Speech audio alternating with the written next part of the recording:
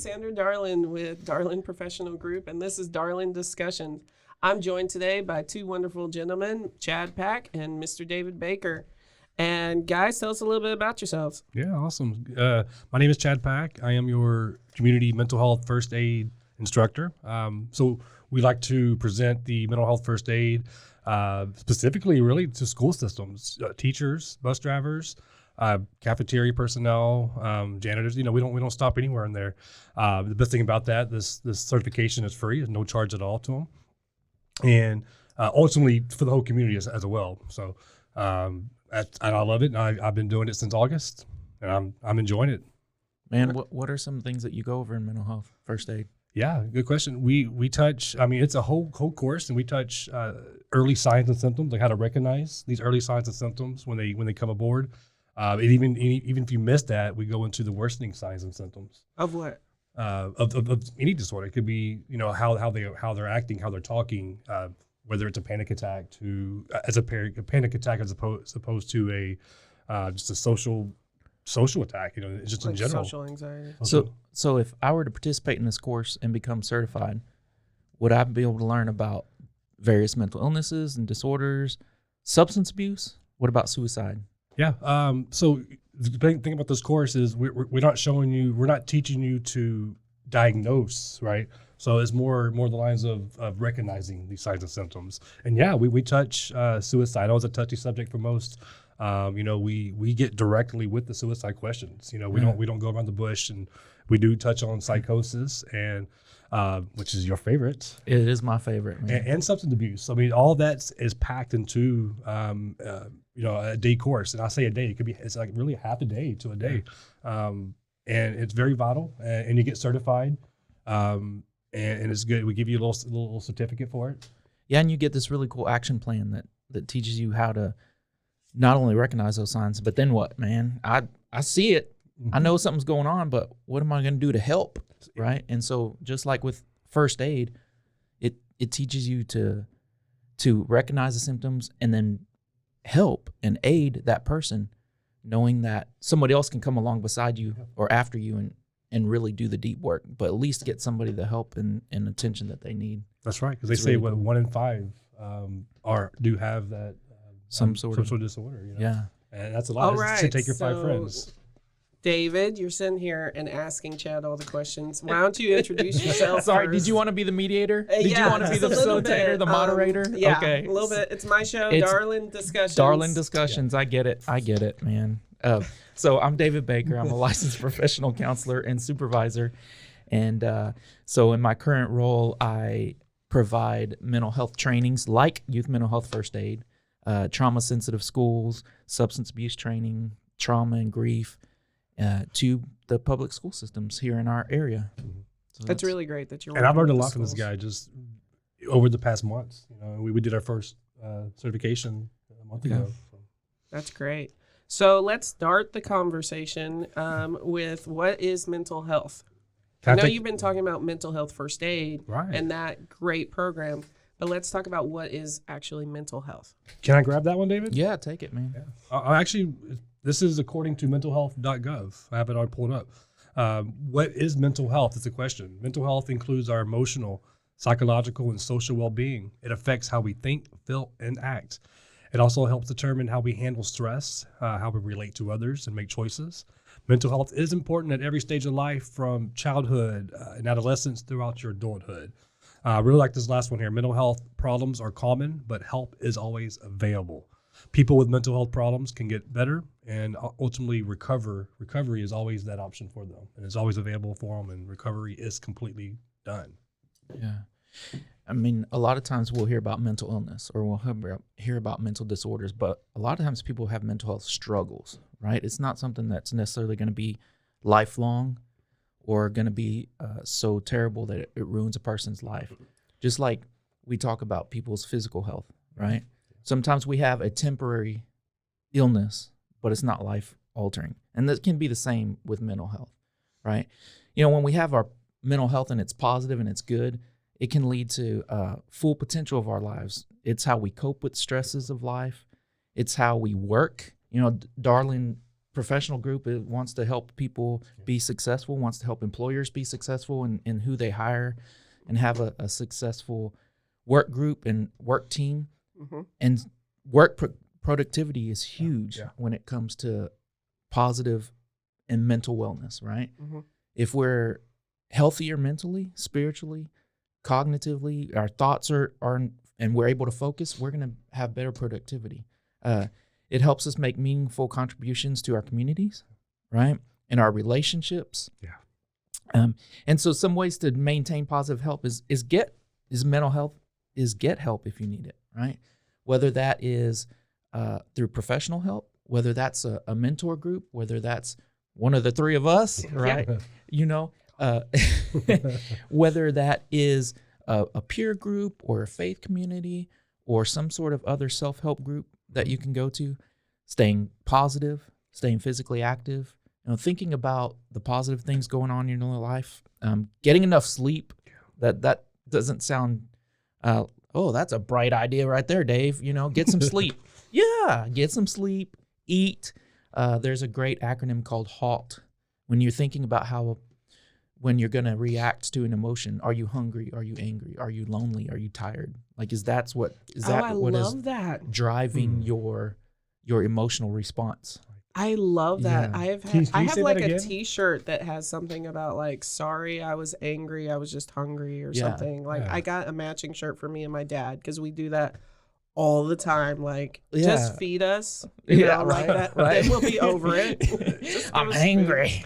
Shirt's coming soon. Right. So it's HALT. Before you react, before you have an emotional reaction, are you hungry? Are you angry? Yes. Are you lonely? Are you tired? Right. Wow. Right. And so, and so getting enough sleep, getting enough nutrients, getting a bottle of water, right? We started with, hey, let's have some water, and developing coping skills. And that's what programs like Youth Mental Health First Aid or Mental Health First Aid or ASK or groups like the professional group, that Darling Professional Group, or individual counseling can help you do. So what I'm hearing is mental health's not just for people who are having psychosis. By the way, psychosis is having hallucinations, delusions, or bizarre thoughts, things like that. It's just in case you were like, what is psychosis? Anyways, so it's not just for people who are having psychosis or, people that we're like, oh, that person's crazy. He's crazy. Yeah. Yeah. It's not just the crazy. It's for everybody. Everybody is somewhere on that spectrum of mental health. I mean, my goal one day is to be considered the crazy uncle. Right. Okay. Yeah. Or maybe the funkle, like the fun uncle. The funkle. There it is. The funkle. You could be the fun uncle. Yeah. I'm going to be the fun uncle. The funkle. Yeah. That's coming soon, maybe? Or? Well, I'm an uncle. I just don't know how fun I am. Okay. Yep. Okay. Back on. All right. Back on well, subject, so like you were saying, the focus of Darling Professional Group is to help people improving their mental health at the workplace. And so when talking about mental health at work, the question comes into what makes a great employee. And I asked David particularly to join us today because your focus is on children and adolescents. And who we hope will be working one day. Yes, let's hope. Yep. This is when people are starting to build their ideas for careers and their work ethic, if any.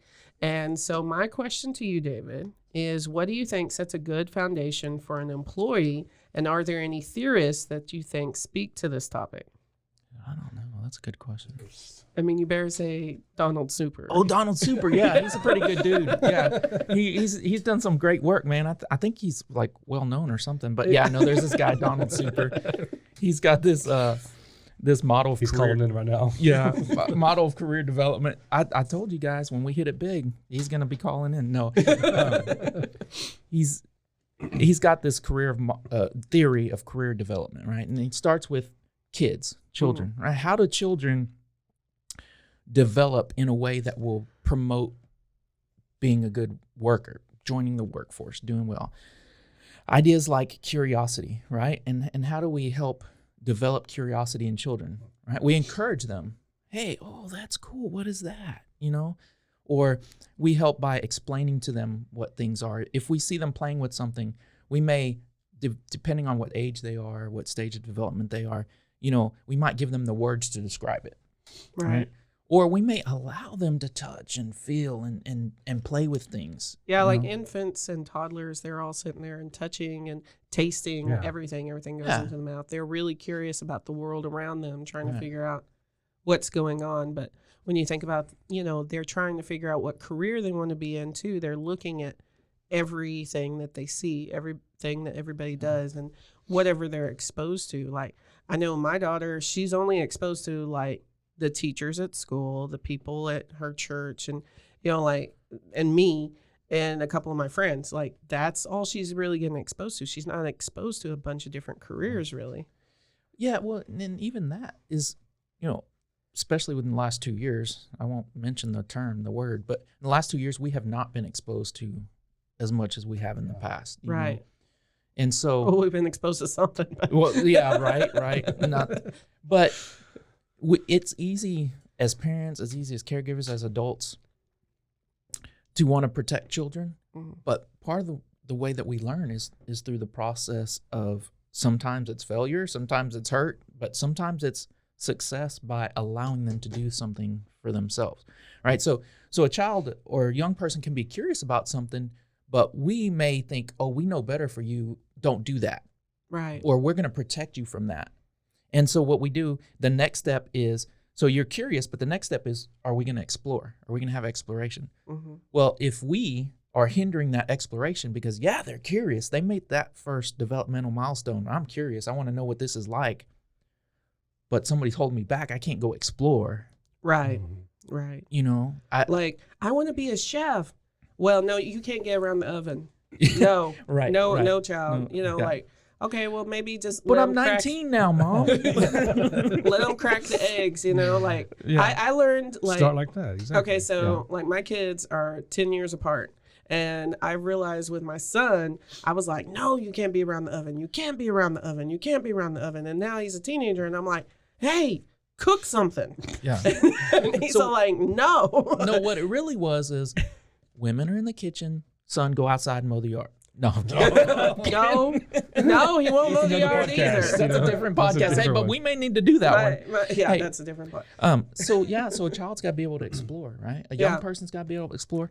And as you move into adulthood, into your work, one of the developmental barriers that I'm seeing and other professionals around me are seeing is a generation who is not willing to explore and try new things, right? Yeah.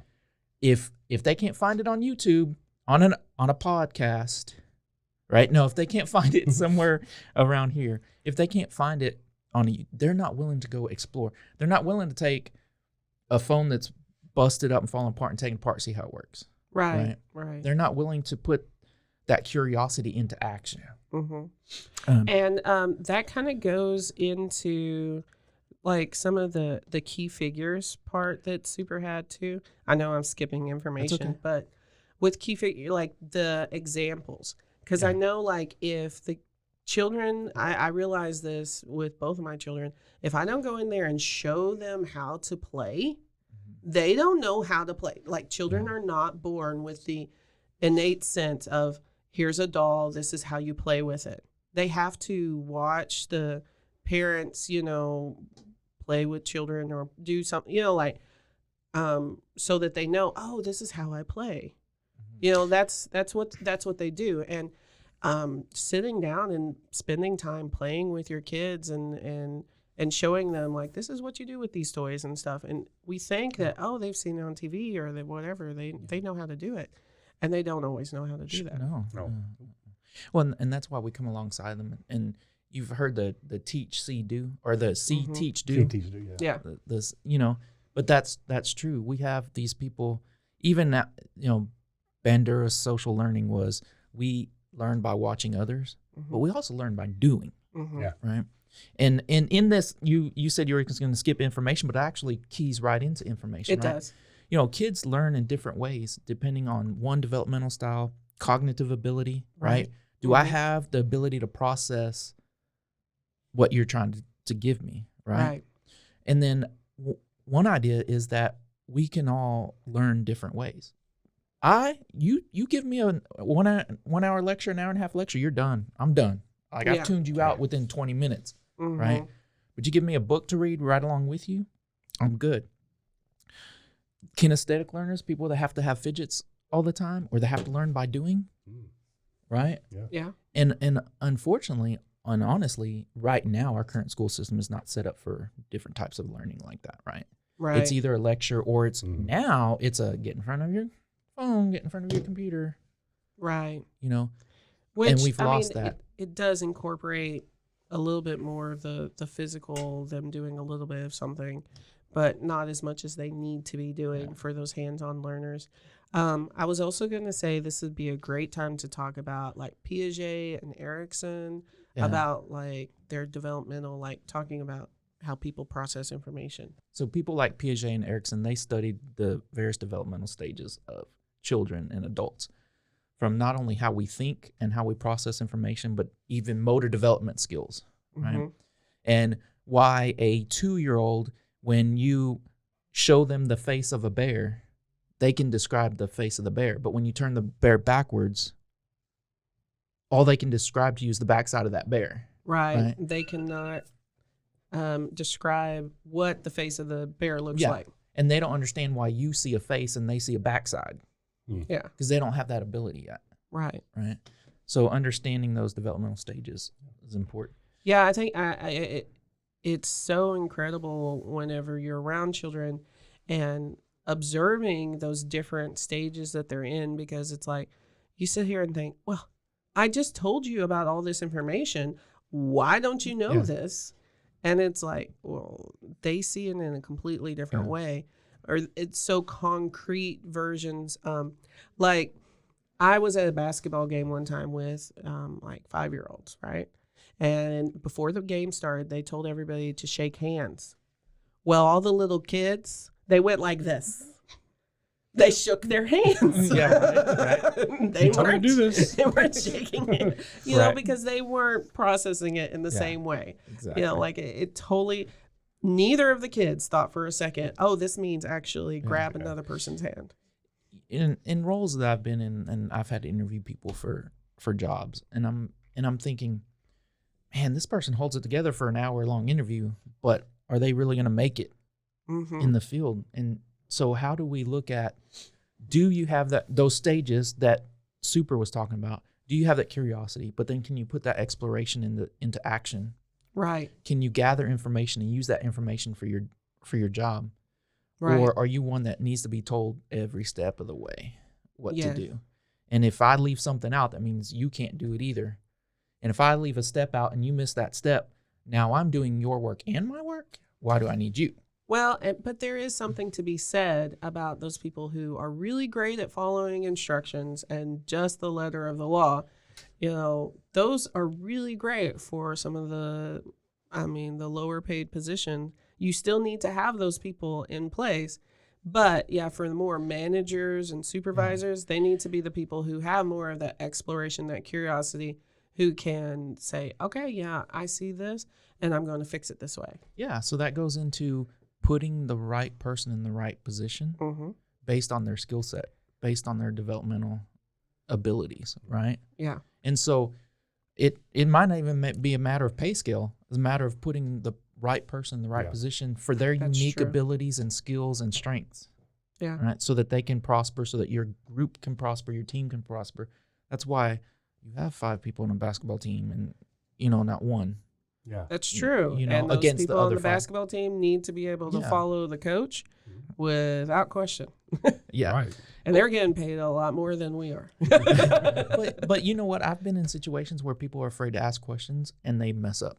Yeah. Or they overthink because they don't have the confidence to know, because maybe they've been stifled in that exploration stage. Like, if I do this, maybe they've been told, don't do that, you'll mess it up. Instead of, I'd rather you mess it up.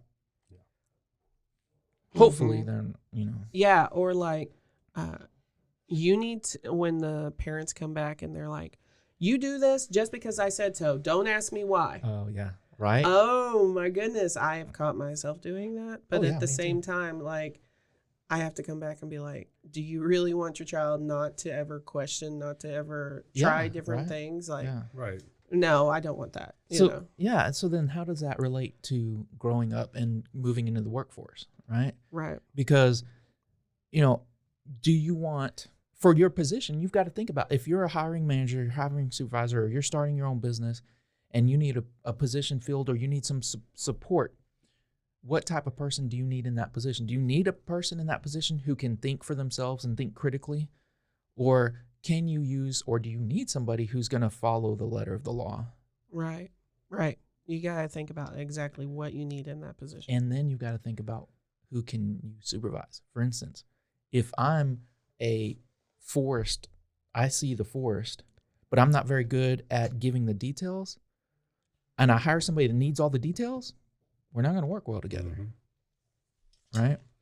If I'm somebody who needs a broad perspective in that position, and I hire somebody who not only sees the trees but is looking at the bark, yeah, not gonna work, right? Yeah.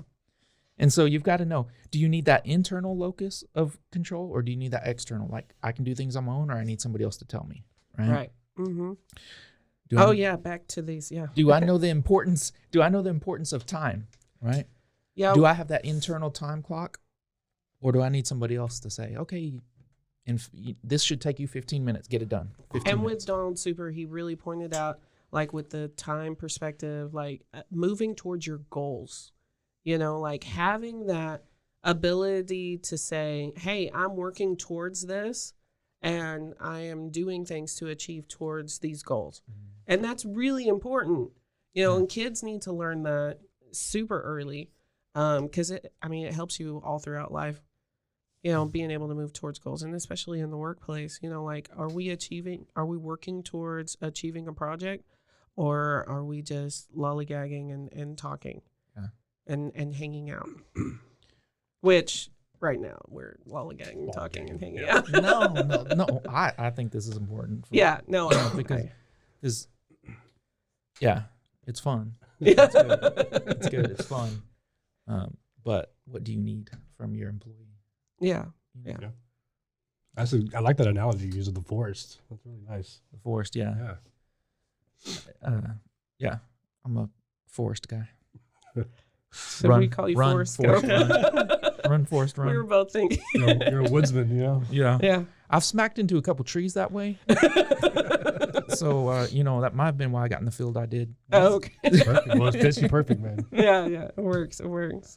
All right. So, and then the next thing was the self-concept. Like, how you view yourself is something super important for employees. And especially, like, I think in the interview process, whenever somebody's coming in and if they don't feel very good about themselves, if they're depressed, if they're anxious, they're not going to be able to do very well in that interview. Right.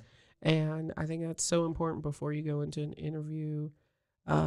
Maybe get some help on that if you don't have that. Yeah. And children, they develop their view of themselves so much when they're young, you know, and from their parents and their peers. I mean, obviously, it's more from the parents when they're little, and then as they become adolescents, it's more from their peers. So, that's a huge part of growth and development is trying to figure out, do I follow my parents' path or grandparents' path or aunts or uncles, whoever's taking care of us, right? Right. Or do we define our own path? And as we get older and you get into your teen and adolescent years, you start to withdraw a little bit from the parental figures and go more with the crowd that you're hanging out with, right? But that's natural to do. Mm-hmm. And that's some of the things we talk about in mental health first aid, right?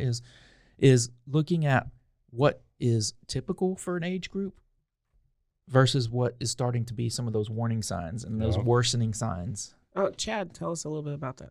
Yeah, so I mean, basically, you're going to have your typical and warning signs. So if you do see these, whether it's your family member or friends or kids, whatnot, this course we take a step back and you analyze it.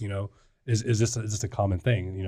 Are there is it happening currently reoccurring occasions? So you kind of get all those into facts. and we can have a course here today. We can definitely, me and David can go ahead and get our books out. Let's do it. Let's do it.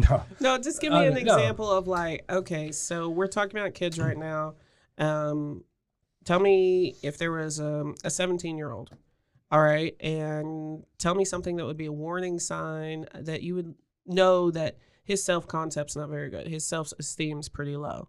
Mm-hmm. Like, give me a warning sign for it. Because 17-year-olds are really hard to read. Yeah, they are. Yeah, and, so I guess I can go back to my Waco Center for Youth Days, because, I personally don't have any kids myself. So, and I'm, and my family has smaller kids. So working with them, so you definitely see a lot of things. So it could be a nervous tick, something that, what I'm saying is if they see something that makes them a trigger, you can prevent that from happening. So something, and they do talk to you. They open up, at least the ones that I've spoken to and worked with, and we come together and I'm able to see these before they actually happen. That's because you're just so magnetic.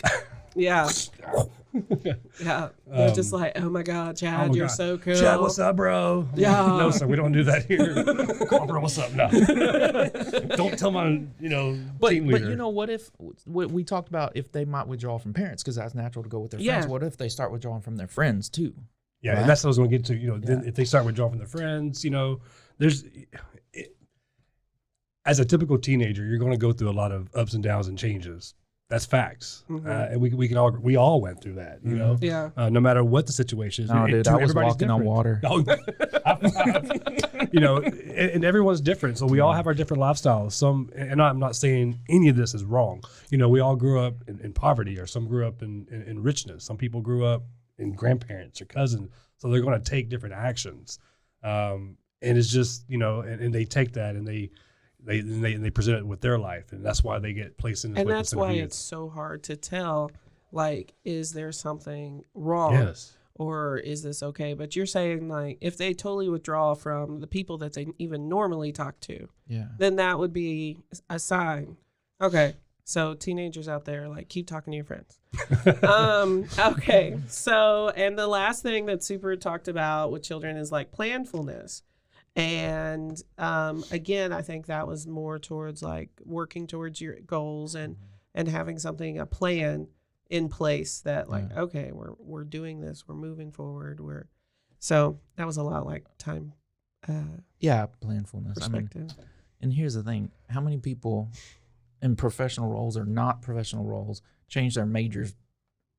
Oh my goodness! Right here, right? I think I heard something one time that said like, the average American changes their profession like 7 times. Yeah. 7 times. In their life, yeah. Well, and you know what else is? It's changing now, but man, there's nothing wrong with going to work as a plumber, or there's nothing wrong with going to plumbers make good money. Right? We need every position out there. We need those. So we need the Chick-fil-A workers. It's okay you didn't go to college for that. I need y'all to go work at Whataburger. Amen. I need that. Like, you talk about coping skills. It's not good for my pants. It's not good for my belt. But man, it's good for your mental health. A good Whataburger and a Diet Coke. Chad knows my Diet Coke. A good Whataburger and a Diet Coke. He had 2 today, this morning. 2. Well, Chad, too about... That's because I was riding with you, dude. I needed the extra. You know about my Chick-fil-A. Chick-fil-A, oh my goodness. Yeah. Like every day I drive hungry. across there. But you don't do the sauce. You don't do the Polynesian sauce. Not the Polynesian sauce or the Chick-fil-A sauce. I use the ranch. But anyways, it's a whole nother conversation. Mine's the honey barbecue. Okay, there you go. You gotta get that Jesus chicken. Right? Calories don't count. Buy it on Saturday, then we can eat it on Sunday. Right. That's it. Right? Saturday night, right before they close. Yeah. There you go. And you're good. You got your Sunday. You got your Jesus chicken. Jesus chicken. That's a new song. Was it Newsboys? Jesus chicken. I'm just making it up. I'm just making it up. Newsboys one day is going to contact us and be like, we're just going to start name dropping. According to Newsboys. I'm just kidding. At Newsboys. Okay, so sorry, we're way off now. Yeah, totally way off. But Donald Super had some great ideas. They were super. Super. Way to go, Donald. That's super. Super. Can we call him Don? Good job, Don. Good job, Don. Super Don. Yeah. Yeah. I was gonna say that. Oh my goodness, poor Donald back in school. Like I can't Super imagine. Don. So while people were going through these stages, poor Donald was getting picked on. And I'm planning for you. this is why he became a therapist later on. As I said, he can relate to them. Like, well, because that happened, I am Super Don Super, whatever. Okay. You know, everything is for a reason. So the point of today was about talking about all these different stages and so setting a great example for kids, being there for kids and letting them explore their creativity and their self-esteem is very important so that the future generations will be great employees. They'll have great mental health. Whether they're at work or home or wherever. Right, guys? Right. I always say kids are our future. So you do upon them what they will do upon their young, you know? But also for us nowadays is like when we're thinking about like all the issues we have, maybe considering did we foster this or did our parents foster this in us when we were kids? And, you know, how can we help ourselves in that way? Maybe we're not exploring anymore. Maybe whenever we're thinking about changing our career, are we exploring other careers? Are we thinking about that? Or are we just being like, okay, I am only thinking about what I come across, Chick-fil-A and Whataburger and my therapist. Chick-fil-A pays 18, Whataburger pays 12. You know, right, McDonald's is 11. Okay, there we go. Like, this is, we know the prices for how much they're paying right now because we've thought about it. Yeah, right? Facts. Right. So, I have a master's degree and I'm making 18. I know. And then it's like, I could be a manager at Chick-fil-A for 22. Oh, yeah, I think I'm going to go there. But anyways, not trying to promote at what point Chick-fil-A. does all this get edited out first? But you know, kids are our future, you know, so yes. I rely heavy on that. And I working at Waco Center for Youth just taught me that. That was just a great job. Yeah. Is that where you were working before you were working here? Many years ago, prior, but it opened my eyes. That's my first encounter, I guess you can say, with the mental health genre in that facility and professionals. And, you know, I wasn't even going to school at that point for that. Mm-hmm. I absolutely loved it. It was great just to help them out and getting their feedback. Okay. And the education system right now is I mean, kids are there 8 hours a day, right? Right. They're the majority of their waking time, and so much mental health help and support is needed in the education system. And so props to the teachers, to the counselors, to the bus drivers, to the cafeteria workers, the sanitation folks. I mean, everybody. Behavioral health aides, just You know, I always thought that the janitors at my school when I was growing up gave me more mental health help than anybody else. Now, there was one that everybody made fun of because he had a whistle. If you're from Snyder, you know what I'm talking about. But the rest of them were always like, they taught me, you know, to be respectful to people. They would talk, you know, like taught me a lot of things that my grandparents taught me to, like enforce that, like about shaking people's hands, being polite to people in the hallways, because they were always the ones that were there and saw things when the teachers didn't. Yeah. You know, it was the janitors hanging out in the hallways, making sure everybody's like, throw that away. Yeah. I see you, darling. Yeah, like, don't be holding hands in the hallway. You know, respect yourself, you know, like, and just, it was always great that they made such an influence in my life, even though they didn't have the degrees or anything like that. So anyways, thank you guys for all your comments. Thank you. Keep hitting my notebook. Sorry for all that sound. Appreciate you inviting us. Yeah, thank you for having us. It's always good to see you, good David Baker. Great Chad back. This was great, and it was really funny, and I hope the listeners enjoyed all the laughs too. Yeah. And I bet they're all hungry after listening to this. Watch, next time we show up, they'll know when we're here, and they'll have Chick-fil-A and Whataburger. Heck yeah. Sweet and spicy bacon burger. I'm just saying that's my fave. Double meat cheeseburger, mayonnaise, ketchup, only large fries, Coke Zero. Yeah. Coke Zero. Yeah. Okay. He is all about the Coke Zero. It's weird. Anyways. Okay. Delicious. I just drink water, y'all. So I used to say I could eat a hamburger and French fries 3 meals a day, and I looked like it too. So I had to drop to like once a day. We definitely appreciate you inviting us here and sharing our experiences first off, Yeah. and knowledge, and expressing, you know, how I greatly appreciate mental health first aid to Yeah, presented. let's put a last plug in for our businesses. So, Darlin Professional Group, we help with workplace training of mental health and also do individual counseling.